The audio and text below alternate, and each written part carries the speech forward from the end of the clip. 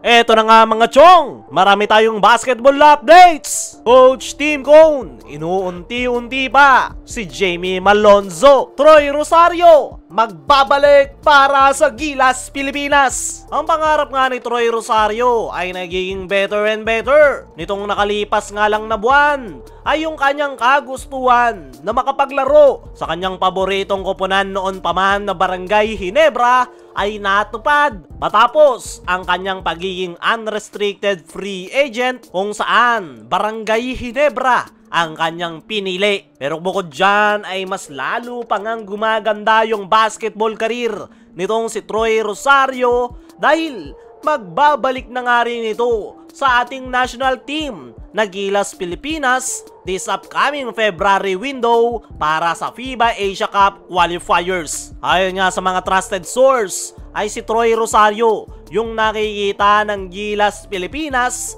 na po pwedeng mas magpalakas ng kanilang frontcourt position nang dahil yan sa pagkaka-injured ng kanilang starting center na si Kai Soto na nagtamo ng ACL tear at projected na 6 months bago ito makabalik sa paglalaro. Tinamaan rin ng injury si Kevin Kiambao sa Korean Basketball League at malaki yung chance na hindi ito makapaglalaro sa ating national team. Kaya naman, kinailangan talaga ni Coach Tim ng dagdag reinforcement para sa Gilas, Pilipinas at isa nga sa kanyang nakita ay itong si Troy Rosario. Ayon pa nga sa mga trusted source ay isa nga sa tinitingnan ng Gilas, Pilipinas itong UP Maroon big man na si Quentin Milora Brown. Ang kaso nga lang ang pinoproblema dyan ay yung kanyang passport at the same time kailangan pa nitong mag-adjust sa sistemang ginagamit ni Coach Tim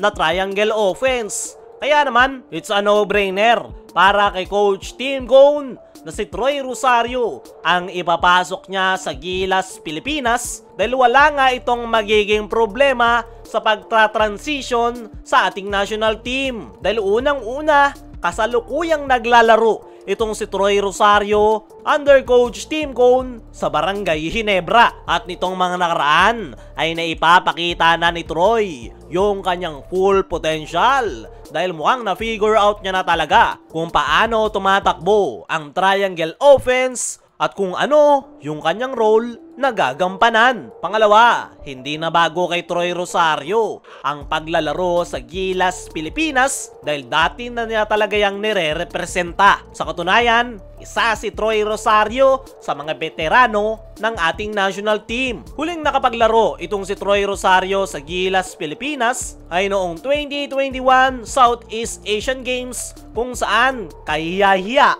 yung nangyari matapos silang talunin ng Indonesia. Pero panigurado, hindi na mauulit yan kay Troy Rosario ngayong si Coach Tim Cone na ang head coach ng Gilas, Pilipinas. Para sa akin mga chong, ay si Troy Rosario talaga yung player na hinahanap ni Coach Tim na magfulfill sa malaking butas na frontcourt position ng Gilas, Pilipinas. Ito nga yung papalit sa pwesto ni Kevin Kiambao at bagay na bagay nga si Troy Rosario sa triangle offense at sa Gilas, Pilipinas. Bukod kay Troy Rosario, una nang inanunsyo nila Coach Tim na si Japet Aguilar ang ipapalit nila pansamantala kay Kai Soto matapos itong matamaan ng ACL tear. Bukod dyan ay pasok na rin sa Gilas lineup si AJ Edu. Sana nga lang talaga ay healthy at makapaglaro na ang nasabing big man dahil simula nang hawakan ni Coach Tim ang Gilas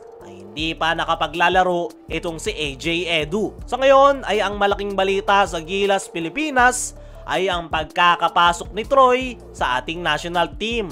At tingnan na lang natin kung magiging maganda ba yung pagkakapasok ni Troy sa Gilas, Pilipinas. Dumako naman tayo dito sa kabilang balita.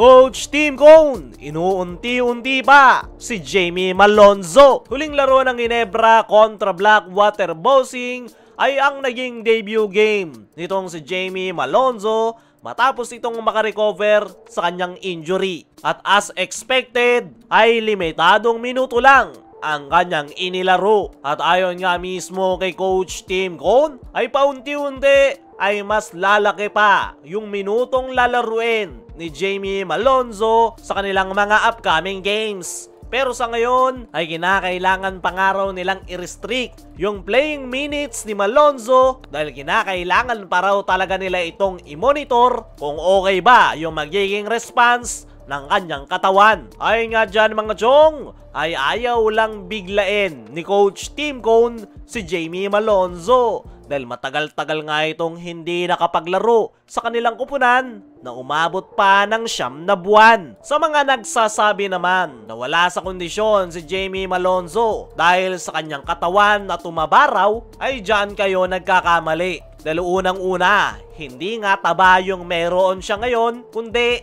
mas nagpalaki nga ito ng katawan. Dahil yan yung recommendation sa kanya ng doktor para hindi na bumalik yung kanyang injury. At mukhang yung kasalukuyang body shape ngayon ni Malonzo ay ang normal na niya na katawan ngayon. Pero ang pinaka-importante nga sa lahat ay nakabalik na in action si Malonzo at makakatulong na para sa Barangay Ginebra. Sa tingin ko ay number 4 position ang lalaruin ni Jamie para makatulong kay Japet sa loob ng painted area.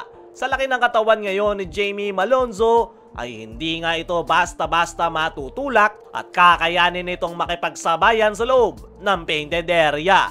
Kaya mga chong, ano ang masasabi nyo ngayong inuunti-unti pa ni Coach Tim itong si Malonzo? Ano rin yung masasabi nyo? Troy Rosario magbabalik para sa Gilas, Pilipinas!